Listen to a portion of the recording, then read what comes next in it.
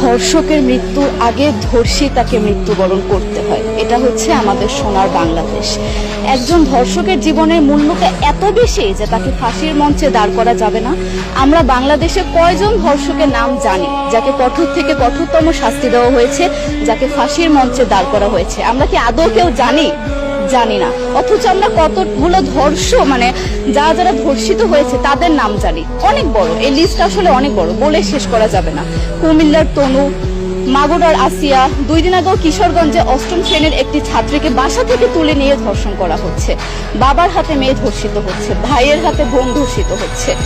আমরা আসলে নিরাপদটা কোথায়? আমার মনে হচ্ছে আমরা যেন আইয়ামে জাহিলিয়া যুগে চলে গিয়েছি। মাঝে মধ্যে মনে হয় এর থেকেও খারাপ সময় আছি আমরা, কারণ ওই যুগে মেয়েরা অ্যাটলিস্ট সম্মান নিয়ে মৃত্যুবরণ করতে পারত। জন্মের পরপর জ্যান্ত মাটিতে পুঁতে দেওয়া হতো, আর আমাদের ধর্ষণ করে নির্মমভাবে তারপর মৃত্যুবরণ করতে হচ্ছে।